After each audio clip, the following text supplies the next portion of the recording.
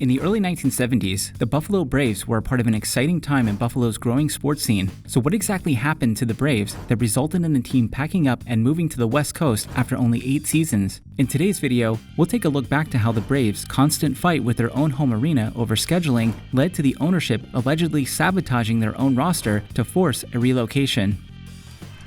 Before we get started, I just want to say welcome to All Sports History. This is a channel where you'll find many sports documentaries on sports leagues like the NFL, MLB, NBA, NHL, and much more. So please consider subscribing and hitting the notification bell if you don't want to miss any of those. Okay, let's get back to today's video. By the late 1960s, the NBA had firmly established itself as the premier basketball league in the world, but a rival league, the American Basketball Association, had proved to be a bigger threat than the NBA had thought, creating competition for talented players and driving up costs. Because of this, the NBA owners were looking to get a quick infusion of cash, and what better way to do that than to expand the league and collect expansion fees? So, in November of 1969, the NBA approved a 4-team expansion, selecting Cleveland, Portland, Houston, and Buffalo as expansion sites. Unfortunately for Houston, their ownership group dropped out when they couldn't come up with the expansion fee, so the NBA was left with an awkward 3-team expansion going from 14 teams to 17. Houston would eventually get an NBA team though, when the San Diego Rockets moved there in 1971, becoming the Houston Rockets. The 3 new clubs were the Cleveland Cavaliers, the Portland Trail Blazers, and the Buffalo Braves. For the first time, the NBA would be separated into 2 conferences, East and West, with each conference containing 2 divisions. This was an exciting time for sports in Buffalo because the city not only got an NBA team, but the city was also about to get an NHL team for the first time in the Buffalo Sabres. And in football, the Buffalo Bills had moved from the AFL to the newly merged NFL, playing in the American Football Conference. Initially, the Braves franchise was awarded to an investment firm from New York City called Neuberger Loeb. However, the league had to step in and take over the team even before the Braves ever played a game after Neuberger Loeb found themselves in legal trouble due to a string of missteps in their investment business.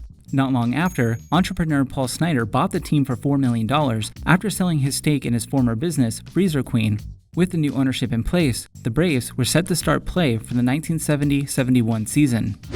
Prior to the team settling on the name Braves as the nickname for the franchise, the club held a fan contest to name the team. The most popular choice was the Frontiersmen, netting a whopping 74 votes. In an interesting move, the team allegedly decided to flat out ignore the fan vote and go with the name Braves instead, insisting that the name was a better fit for the city and the players representing the team. The club said that the Braves name was inspired by the Seneca Nation of New York, a federally recognized Native American tribe based in western New York. For the team colors, the Braves wore blue, red, gold, and white on their jerseys, but in their second season, the team rebranded to black and orange, while also introducing the feathered B logo for the first time. During the team's 4th season of existence, they decided to rebrand once again by dropping the black and orange look in favor of a Columbia blue and white jersey with black accents. This would be their primary look for the rest of the Braves' existence in Buffalo. The team played at the Buffalo Memorial Auditorium, or more simply known as the Aud. It first opened its doors in 1940 and had been home to several teams, including the Buffalo Bison's hockey team of the American Hockey League, and yes, they were owned by the same people who owned the local Pepsi bottling plant. Synergy. That wasn't the only Buffalo Bison's team to play there either. A basketball team of the same name played in the National Basketball League. However, the team only lasted for 38 days in Buffalo before moving to Moline, Illinois. Eventually, after joining the NBA, and several relocations later, the team would go on to become the Atlanta Hawks in 1968. One issue that complicated things almost immediately for the Braves was the scheduling complications that they faced with other tenants at the Aud. As previously mentioned, the Buffalo Sabres were just starting out like the Braves, and they too played their home games at the Aud, while the college basketball team Canisius Golden Griffins also played there. Unfortunately for the Braves, they were 3rd on the preferred scheduling list, meaning that they were given less favorable dates for games. This would become a major sticking point in the Braves' struggles to establish themselves as a successful franchise in Buffalo.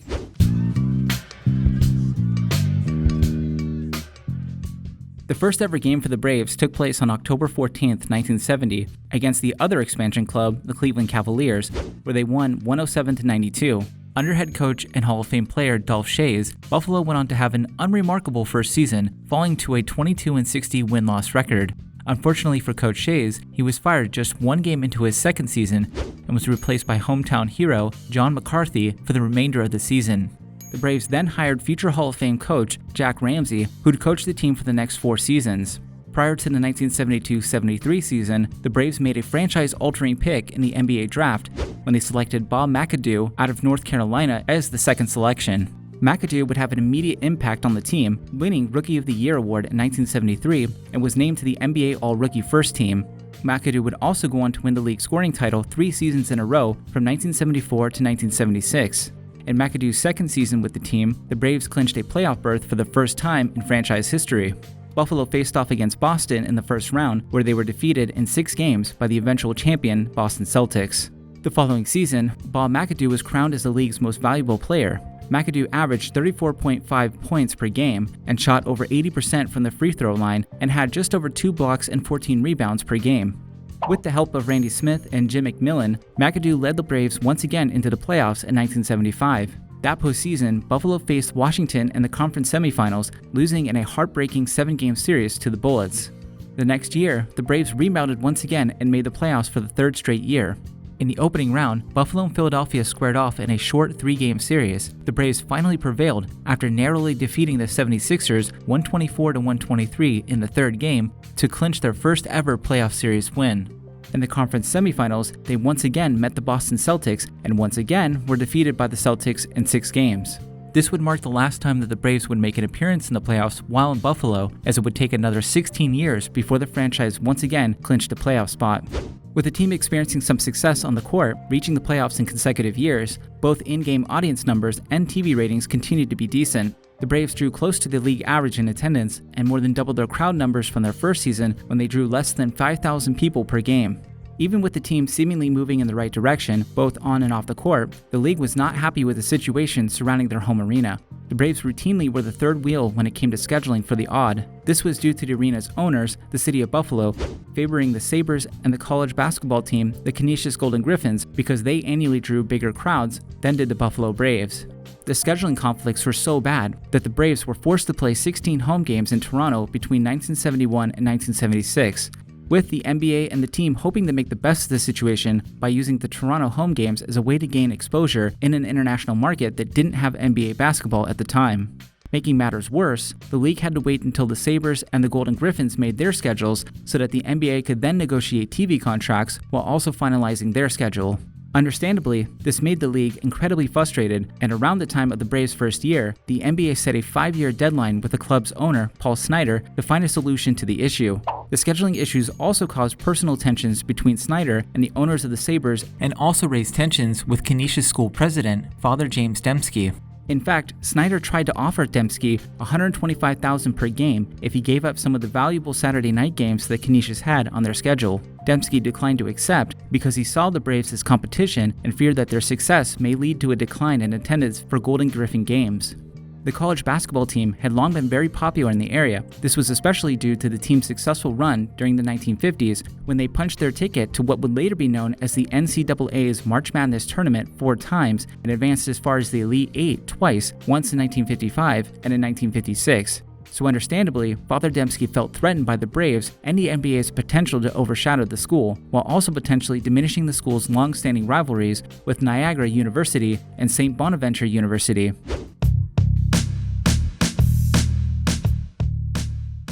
By the end of the 1976 season, Snyder was at the end of the 5-year deadline imposed by the league to get the arena situation figured out. He only had 2 real options. Number 1, he could move and relocate the team to another city, or number 2, he could sell the team and make it somebody else's problem. A potential third option of building a new arena in Buffalo was never really considered because of how cash-strapped the team was at the time. Plus, Snyder wasn't very confident in the team's ability to survive in Buffalo after he was quoted saying he didn't feel that the area could support 3 major sports franchises.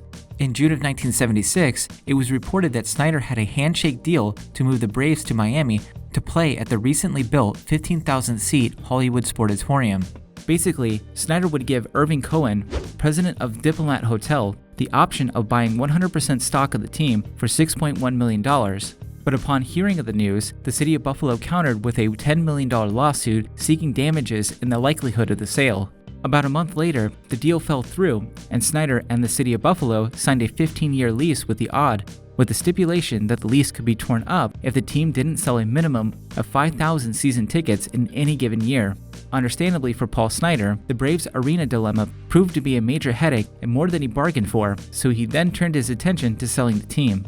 Before the 1976-77 season got underway, Snyder reached a deal with Kentucky Fried Chicken investor and former Kentucky Colonels owner John Y. Brown Jr. to sell 50% of the team while agreeing to later sell the remaining half during that season. Brown then turned around and sold half of the team's stake to businessman and horse racing owner Harry T. Mangurian Jr. As all of the ownership changes were going on, head coach Jack Ramsay also parted ways with the Braves before the 1976-77 season. There's some debate as to whether Paul Snyder fired Ramsay or if Ramsay decided to leave on his own after seeing where the direction of the team was heading. In either case, Ramsay left the Braves with his contract not being renewed. And it was a good thing he did, because he then took the head coaching job with the Portland Trail Blazers and ended up winning the championship with Portland that season, giving them their first and thus far only title in the team's history. And speaking of the Trailblazers, prior to that season, the ABA and NBA agreed to merge leagues, and in the subsequent dispersal draft, Portland chose future Hall of Famer Moses Malone first. Portland then immediately traded Malone to the Buffalo Braves in exchange for $350,000 and the first pick in the NBA regular draft.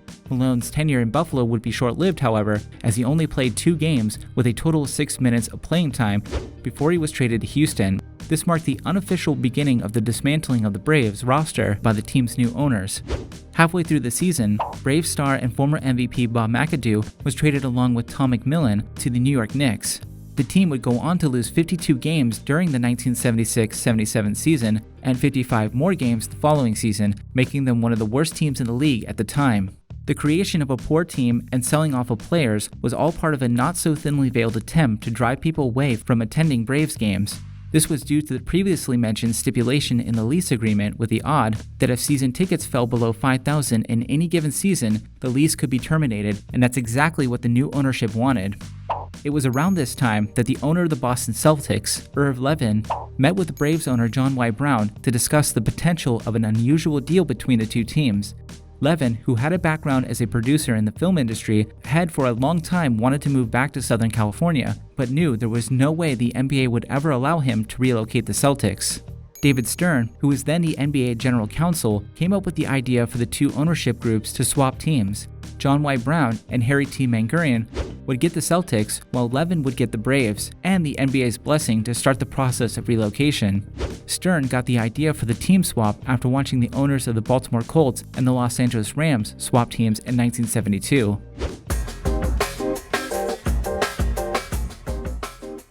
After the 1978 season ended, that summer, on July 7th, the owners voted 21-1 to allow the Braves to move from Buffalo to San Diego. As part of the team swap, many of the players who played on the Celtics were traded to the Braves, and vice versa. The team would begin to play the following season at their new home, the San Diego Sports Arena, where the San Diego Rockets used to play before they moved to Houston. The club decided to hold a fan contest to rename the team, and the name Clippers was selected in honor of the large sailing ships that often sailed through San Diego's harbor. The club's new city and name wouldn't help the teams play on the floor very much, as the Clippers finished near the bottom of their division every year throughout the remainder of the 1970s and 1980s. In 1981, Irv Levin sold the Clippers for $13.5 million to lawyer and real estate mogul Donald Sterling, which would later be adjusted to $12.5 million. Sterling would continue on as the Clippers owner for the next 33 years, until he was given the distinction of a lifetime ban from the NBA after racist remarks that he made surfaced in 2014. Jumping back to the summer of 1982, Sterling tried to force a relocation of the Clippers to Los Angeles, which triggered an investigation into Sterling's business practices as owner of the team. Later, an NBA committee found that he was late paying his players and owed money to creditors. The committee actually recommended that Sterling's ownership be revoked, but David Stern once again stepped in and convinced Sterling to hand over team operations to Lakers' former legal counsel, Alan Rothenberg, while Sterling could continue on as the primary owner.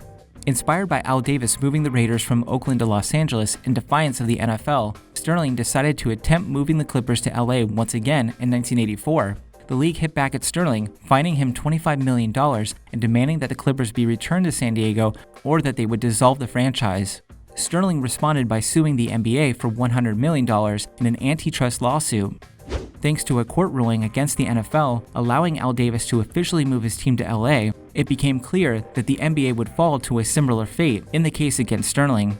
The now newly elected NBA commissioner, David Stern, realizing that this was a problem that he himself helped create, then opened negotiations with Sterling. The league agreed to reduce the fine to $6 million, while also allowing the team to remain in Los Angeles, but only if Sterling dropped the antitrust lawsuit, which he ultimately did. Even with the Clippers firmly in place in Los Angeles, the league still wanted to have a presence in the Buffalo area.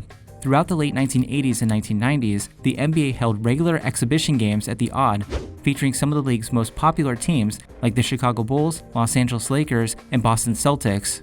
Basketball has always had a strong history in Buffalo and has remained very popular for what's today is considered a hockey town. While it's unlikely that the NBA would expand to Buffalo anytime soon, with cities like Seattle and Las Vegas being the obvious frontrunners, there's always the possibility that the league could someday return to the city.